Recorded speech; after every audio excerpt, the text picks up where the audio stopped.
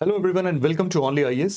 आज के इस सेशन में हम लोग मेडिसिन और फिजियोलॉजी से रिलेटेड जो नोबेल प्राइज 2021 में मिला है उसके पीछे के साइंस के बारे में जानेंगे, बहुत ही सरल भाषा में, आसान शब्दों में।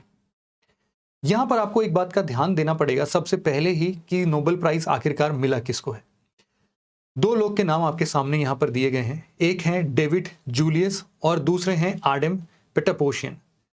अब इन दोनों लोग को किस चीज पर मिला है उसको समझने के लिए हम कुछ अपनी रोजमर्रा की जिंदगी के एग्जाम्पल्स उठाते हैं। अगर आपको कोई हक करता है, गले मिलता है, तो आपको एक सेंस ऑफ टच फीलिंग आती है ना। अगर आपको कोई ऐसे टच कर दे या फिर कोई घुसाई मार दे तो उन सभी केसेस में आपको एक सेंस ऑफ टच होगा। लेकिन सेंस ऑफ पेन भी होता है उन कंडीशंस में, अगर कोई आपको यहाँ पर पिंच कर ले या फिर बहुत ज़्यादा प्रेशर अप्लाई कर दे तो उस केस में सेंस ऑफ पेन होता है। और साथ ही साथ अगर मान लो कि हम सुबह सुबह उठे और किसी ने हमारी उंगली गरम गरम चाय के अंदर में डाल दी, गुस्सा तो बहुत आएगा। लेकिन क्या है, वो भी हमें सेंस होता है कि हमें टेम्परेचर का भी फीलिंग है। तो हमारा ये जो सोमैटिक, मतलब ये जो पूरा सोमैटिक फीचर है, या फिर सोमा मतलब बॉडी होता है, तो ये जो बॉडीली फीचर है ना, इसमें हर पार्ट्स पर रिसेप्टर्स लगे हुए हैं। कहीं के रिसेप्टर्स ज़्यादा स्ट्रांग होते हैं, कहीं के रिसेप्टर्स थोड़े वीक होते हैं, लेकिन हर जगह ये रिसेप्टर्स होते ही हैं।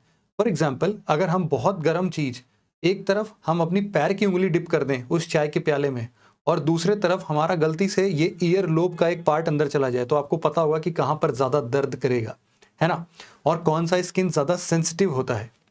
तो इन सब चीज़ों के लिए आपको दो चीज़ समझ में आया कि हमारे बॉडी में बहुत सारे रिसेप्टर्स होते हैं जो कि टेम्परेचर के अगेंस्ट और साथ ही साथ टच के अगेंस्ट काम करते हैं। तो जो इनकी डिस्कवरी रही है, इसके पीछे जो रिसेप्टर्स को इन्होंने खोजा है कि कौन कौन से रिसेप्टर्स आखिर टच के लिए रेस्पॉन्सिबल होते हैं, कौन कौन से ऐसे रिसेप्टर्स हैं जो कि टेम्परेचर के लिए रेस्पॉन्सिबल होते हैं, इसी डिस्कवरी पर इन दोनों लोगों को नोबेल प्राइज से सम्मानित किया गया है। अब इन दोनों ने अलग अलग फील्ड्स में रिसर्च की हैं, इन दोनों को कंबाइंड फॉर्म में ये नोबेल प्राइज दिया गया है। यहाँ पर अगर थोड़ा सा डिटेल की बात करें हम, तो आपको ये पता होना चाहिए कि ये दोनों कहीं ना कहीं सोमैटो सेंसेशन की बात कर रहे हैं।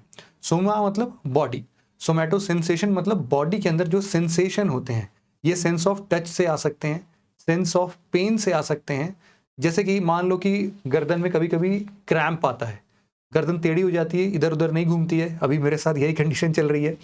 तो यहाँ पर क्या हो रहा है कि सेंस ऑफ पेन है। तो मसल्स में जो सेंस ऑफ पेन है ना, ये भी किसी न किसी रिसेप्टर्स के द्वारा हमारे न्यूरॉन्स उनको कैरी करके हमारे ब्रेन तक ले जाती है।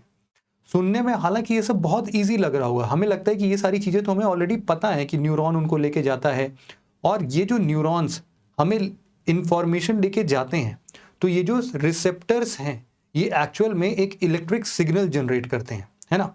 अगर हमने कोई गर्म चीज टच कर लिया तो उसी टाइम पर हमारे इस फिंगर का जो रिसेप्टर होगा वो एक इलेक्ट्रिक सिग्नल जनरेट करेगा, जिससे कि हमारे बॉडी की एक मैकेनिज्म होगी। वो मैकेनिज्म क्या होगी कि जो रिसेप्टर्स होते हैं उनके अंदर एक मैकेनिज्म है क्लोजिंग और ओपनिंग की। तो जब भी ऐसे रिसेप्टर्स एक्टिव होते हैं तो ये ओपन हो जाते हैं। ओपन होते ही ये इलेक्ट्रिक सिग्नल हमारे न्यूरॉन तक जाता है, और न्यूरॉन का एक पूरा, आपको पता है, लिंकेज होता है हमारे स्पाइनल कॉर्ड तक, और स्पाइनल कॉर्ड से फिर डायरेक्टली हमारे ब्रेन तक। तो ये पूरा मैकेनिज्म वापस जाता है ब्रेन को, ये बताता है कि भाई कुछ गर्म चीज छू लिया है, जल्दी से हटाओ हाथ को। तो ब्रेन हमें तुरंत वापस से सिग्नल भेजता है कि हाथ हटाओ, तो हम हाथ तुरंत हटा लेते हैं। ये फ्रैक्शन ऑफ सेकेंड्स में ये जो होता है, इसके पीछे रिसेप्टर्स का कमाल है। तो इन्होंने उन्हीं रिसेप्टर्स को खोजा है। तो सबसे पहले यहाँ पर जैसे आप देख रहे हैं कि टेम्परेचर हीट पेन के लिए एक TRP1 है। TRP1 क्या है? नॉर्मली एक तरीके का रिसेप्टर है। इस तरीके से एक टच प्रोप्रायोसेप्शन होता है। प्रोप्रायोसेप्शन का बहुत सिंपल सा मतलब है कि ये कहीं ना कहीं टच वाली फीलिंग से रिलेटेड है। अब यहाँ पर बहुत तरीके के ये टच वाली फीलिंग हो सकती है। हो सकता है कि यहाँ पर हमें रेस्पिरेट जब हम करते हैं किसी चीज़ को, तो अगर हम बहुत तेज से सांस खींचते हैं तो नेजल के अंदर अंदर वो जो हवा अंदर जा रही है वो भी तो हमें फील होती है। सिमिलरली जो ब्लड प्रेशर है, अगर आप कहीं पर भी ये नब्ज जो नाड़ी पकड़ के लोग देखते हैं ना क्या बीमारी है, आप भी अगर यहाँ पर फिंगर लगाते हो तो आपको ये ब्लड प्रेशर फील होता है। ये भी कहीं ना कहीं टच सेंसिटिव ही तो है कि आप यहाँ के रिसेप्टर से, इन फिंगर्स के रिसेप्टर से आप ब्लड प्रेशर भी मेजर कर लेते हो, जैसे कि मैं यहाँ पर मेजर कर रहा हूँ अभी। सिमिलरली जब हम हीट या पेन की बात करते हैं, टेम्परेचर की बात करते हैं, तो यहाँ पर कभी अगर हमारी स्किन जल गई तो इन्फ्लेमेटरी पेन होता है, उसका भी कौन सा रिसेप्टर होगा। इसी तरीके से अगर हमारा कोर बॉडी का टेम्परेचर बढ़ जाए, जैसे जब बुखार होता है, फीवर होता है, तो हमें पता चल जाता है ना कि हमारी बॉडी का टेम्परेचर ज़्यादा हो रहा है। तो ये सब किस में आ रहा है? टेम्परेचर हीट पेन में आ रहा है। सिमिलरली हमारे प्रोटेक्टिव रिफ्लेक्सेस होते हैं, जैसा मैंने बताया कि चाय के अंदर अगर कोई आपकी उंगली सोते सोते डुबो दे तो आप तुरंत इसको पीछे खींच लोगे, वो उसके पीछे आपके प्रोटेक्टिव रिफ्लेक्सेस होते हैं। इसी तरीके से और भी बहुत सारे काइंड्स ऑफ पेन होते हैं, जैसे कि कभी कभी हमने बताया कि क्रैम्प वाला पेन होता है। तो हर जगह पर या तो टेम्परेचर इन्वॉल्व है या फिर टच इन्वॉल्व है। जो ये क्रैम्प वाला पेन है ये हमारा सेंस ऑफ टच के अंदर आता है, और अगर किसी टेम्परेचर ओरिएंटेड अगर हम किसी पेन को झेलते हैं तो वो टेम्परेचर ओरिएंटेड हमारा हीट या पेन है। तो जब भी टेम्परेचर होगा तो टी फॉर टेम्परेचर से जो इसके लिए रिसेप्टर्स रिस्पॉन्सिबल हैं वो है TRPV1।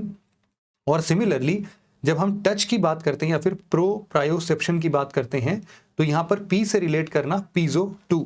तो पीजो 1 और पीजो 2 की बात किसी एक साइंटिस्ट ने की है, और टेम्परेचर में TRPV1 की बात किसी दूसरे साइंटिस्ट ने की है। तो इसी तरीके से अगर हम डेविड जूलियस की बात करें तो आखिरकार इन्होंने किया क्या है। आप सबको पता होगा कि अगर ये जो रेड चिली आप अपने सामने देख रहे हो ना, इसको आप गलती से भी अगर तोड़ के अपने स्किन पे रब करोगे ना तो सेंस ऑफ हीट आएगा। एक्चुअल में ये फॉल्स सेंस ऑफ हीट होता है। आपने ऐसा कुछ किया नहीं है कि आपकी स्किन गर्म हो जाए, लेकिन फिर भी जो इसके पीछे एक केमिकल रिस्पॉन्सिबल है, जो एक मॉलिक्यूल, एक कंपाउंड रिस्पॉन्सिबल है, वो है कैप्साइसिन। तो एक्चुअल में हमारे सेल्स कैप्साइसिन के अगेंस्ट में रिएक्ट करते हैं और एक फॉल्स बिलीव देते हैं कि हमारा टेम्परेचर बढ़ गया है। तो इन्होंने इसी कैप्साइसिन का यूज करके TRPV1 को डिस्कवर किया कि ये भाई हीट सेंसिंग रिसेप्टर है। ये जब भी मिर्च ऐसे घिस के देते हैं ना तो यही वाला रहता है जो कि हीट को सेंस करता है। आगे बढ़ने से पहले एक छोटी सी इंफॉर्मेशन है कि 25 अक्टूबर से प्रारंभ फाउंडेशन बैच स्टार्ट हुआ था। उसमें ऐसे बहुत सारे एस्पिरेंट्स थे जो कि इस प्रोग्राम को, इस फाउंडेशन बैच को इंस्टॉलमेंट्स में ज्वाइन करना चाहते थे, मतलब इंस्टॉलमेंट में पे करके ज्वाइन करना चाहते थे। तो उनके लिए आज का ये दिन पूरा फ्री है। अगर आप हमें कॉल कर रहे हैं और हम कॉल रिसीव नहीं कर पा रहे हैं या फिर हमारी आपसे बात नहीं हो पा रही है, तो उस सेंस में आप सिंपली हमें onlyIASprarambh@gmail.com पर हमें सिंपली एक मेल ड्रॉप कर दीजिए। हम आपको 24 आवर्स के भीतर भीतर आपको कॉल कर लेंगे, और ये चूंकि आप मेल आज ही कर रहे हैं तो ये ऑफर आपके लिए भी एप्लीकेबल होगा। चलते हैं आगे। सिमिलरली आर्डेम पेटापोशियन ने क्या किया, इन्होंने दो मैकेनो सेंसिटिव आयन चैनल्स बना दिए। ये आयन चैनल्स को हम लोग पीजो चैनल्स बोलते हैं। इसको पीजो 1 और पीजो 2 नाम दे दिया इन्होंने। पीजो जो वर्ड है वो एक तरीके का ग्रीक वर्ड है जिसका नाम है पीजी। पीजी मतलब प्रेशर होता है वहां पर। तो हम पीजो इलेक्ट्रिसिटी भी पढ़ते हैं, वो भी प्रेशर ओरिएंटेड होता है। वो क्या होता है, अगर किसी भी दो मेटल सरफेस पर अगर हम प्रेशर अप्लाई करते हैं तो वो इलेक्ट्रिसिटी जनरेट करता है। ये होती है पीजो इलेक्ट्रिसिटी, या फिर किसी और लेक्चर में हम इसको डिस्कस कर लेंगे। फिलहाल यहाँ पर मैकेनिकल फोर्स की बात हो रही थी। मैकेनिकल फोर्स मतलब अगर हमें कोई प्रेशर क्रिएट करता है तो सिमिलरली जैसे वो पीजो इलेक्ट्रिसिटी में इलेक्ट्रिसिटी जनरेट होता था ना, समझ लो सिमिलरली इसी तरीके से हमारे बॉडी के अंदर भी इलेक्ट्रिक नर्व सिग्नल्स प्रोड्यूस होते हैं। ये इलेक्ट्रिक नर्व सिग्नल्स वापस से किसी एक रिसेप्टर के लिए रिस्पॉन्सिबल हैं, जिसको हम यहाँ पर पीजो चैनल्स का नाम दे रहे हैं, पीजो 1 और पीजो 2। तो ये क्या है, एक प्रकार के मैकेनिकल फोर्स को आइडेंटिफाई करते हैं और उनको रिसेप्टर्स के फॉर्म में वापस से इलेक्ट्रिक नर्व सिग्नल्स के फॉर्म में न्यूरॉन्स के थ्रू ब्रेन तक पहुंचाते हैं। सिंपल सा ही है, बहुत डिफिकल्ट नहीं है ऐसा कुछ भी समझना। तो एक्चुअल में ये सारी चीजें हमें पता तो हैं, लेकिन इन्होंने पहली बार इसको उनके जो रिसेप्टर्स हैं उसको देखा है। तो सिमिलरली आप देख सकते हो TRPV1 है जो कि टेम्परेचर हीट पेन के लिए रिस्पॉन्सिबल है, और पीजो 1 पीजो 2 है ये टच प्रोप्रायोसेप्शन के लिए है। तो इतनी बार मैं इसलिए बोल रहा हूँ ताकि आपको ये सारी चीजें याद आ जाएं या फिर हो जाएं। अब इसका फायदा कहाँ पर मिलेगा, तो जैसा कि यहाँ पर लिखा है कि पुराने दर्द और बीमारियों के इलाज में मदद मिलेगी।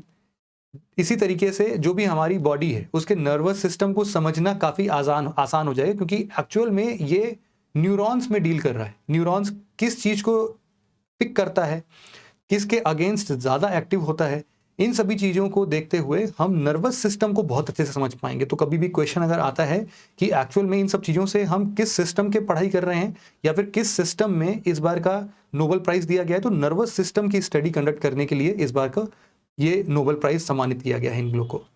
फिर अगर हम किसी भी तरीके के पेन किलर्स का बना रहे हैं तो पेन किलर्स किस रिसेप्टर्स को जाके थोड़ा सा डोमिनेट कर दें या उसको सप्रेस कर दें, जिससे कि वो पेन फील ही ना हो। तो उन सब चीज़ों के लिए ये सारा मेडिसिन में जो इन्होंने डिस्कवरी किया है ये रिसेप्टर्स का, वो काम आएगा। सिमिलरली सिग्निफिकेंस में मैंने आपको बताया कि हीट, कोल्ड या फिर मैकेनिकल फोर्स को अगर कोई इनिशिएट करता है तो उसके अगेंस्ट जो नर्व इंपल्स जनरेट होता है उसको परसीव करना और हमारे सराउंडिंग के अगेंस्ट हमारी बॉडी कितने अच्छे तरीके से अडाप्ट करती है, इस चीज़ का पता लगाने में काफ़ी कारगर साबित होगा ये। साथ ही साथ यहाँ पर अगर हम किसी क्रोनिक पेन की बात कर रहे हैं, ऐसा पेन है जो बर्दाश्त नहीं होता है, उसको कैसे सप्रेस किया जाए, उन सब चीज़ों के लिए भी हमारे मेडिसिन साइंस में इसका डेफिनेटली यूज़ होगा आगे। तो आप ये समझो कि ये एक छोटी सी डिस्कवरी है, इसी डिस्कवरी के चलते बहुत सारे नए आयाम खुल के भी सामने आएंगे, तो इसका एप्लीकेशन पार्ट काफ़ी ज़्यादा बड़ा होगा। अभी फिलहाल हम केवल इस साइंस को समझ रहे हैं कि इन्होंने एक्चुअल में डिस्कवर क्या किया है। नोबेल प्राइज की अगर छोटी सी मैं बात करूं फटाफट से, तो आप सबको पता होगा कि अल्फ्रेड नोबेल ये एक स्वीडिश साइंटिस्ट थे। ये अपने मरते टाइम पर एक विल लिखे गए थे और वसीयतनामा जिसको हम लोग बोलते हैं, तो अपने वसीयत में इन्होंने ये लिखा था कि दुनिया मतलब जितनी भी इनकी जमा पूंजी है, 1985 में अपने विल में इन्होंने ये बोला कि इसको हम प्राइज से सम्मानित करना चाहते हैं उन लोगों को जो कि कुछ इन फील्ड्स में काम करते हैं। तो शुरुआती दौर में 5 ऐसे फील्ड थे, केमिस्ट्री, लिटरेचर, पीस, फिजिक्स और फिजियोलॉजी या मेडिसिन। इन 5 जगहों पर हम नोबेल प्राइज देंगे अब से। तो अब ये कैसे दिया जाए, ये अल्फ्रेड साहब तो चले गए यहाँ से। तो उसके बाद यहाँ पर 1900 में एक नोबेल फाउंडेशन बनाया गया। नोबेल फाउंडेशन एक प्राइवेट इंस्टीट्यूशन है जिसमें उन्हीं लोगों के अंदर जो उनके मेंबर्स हैं उनके अंदर एक अल्टीमेट रिस्पॉन्सिबिलिटी दी गई है कि आप लोग को खोजना है हर साल कि किसे हम नोबेल की विल वाला नोबेल प्राइज से सम्मानित करेंगे। इसी तरीके से 1968 में स्वेरिजेस रिक्सबैंक है, तो इन्होंने Sveriges Riksbank prize in economic science, ये उन्होंने एक नया नोबेल प्राइज के फॉर्म में इन्होंने लेके आया in the memory of Alfred Nobel. 1968 में इन्होंने बोला कि ठीक है, 1901 से तो बाकी 5 जगहों पर मिल ही रहा था, 1968 के बाद से ये स्वेरिजेस रिक्सबैंक है, ये दूसरा संस्था है। बस इन्होंने अल्फ्रेड नोबेल की याद में ये इकोनॉमिक्स वाली फील्ड में भी इन्होंने नोबेल प्राइज को देना स्टार्ट किया है। तो आपको इसीलिए नोबेल प्राइज इन इकोनॉमी भी देखने को मिल जाएगा या फिर Nobel prize in economic sciences, इसी को हम लोग स्वेरिजेस रिक्सबैंक प्राइज भी बोलते हैं। तो आज के डिस्कशन में बस इतना ही था। आशा करता हूं कि आपको ये वाला साइंस डेफिनेटली समझ में आ गया होगा। Thank you very much for listening it very patiently friends. Have a nice day.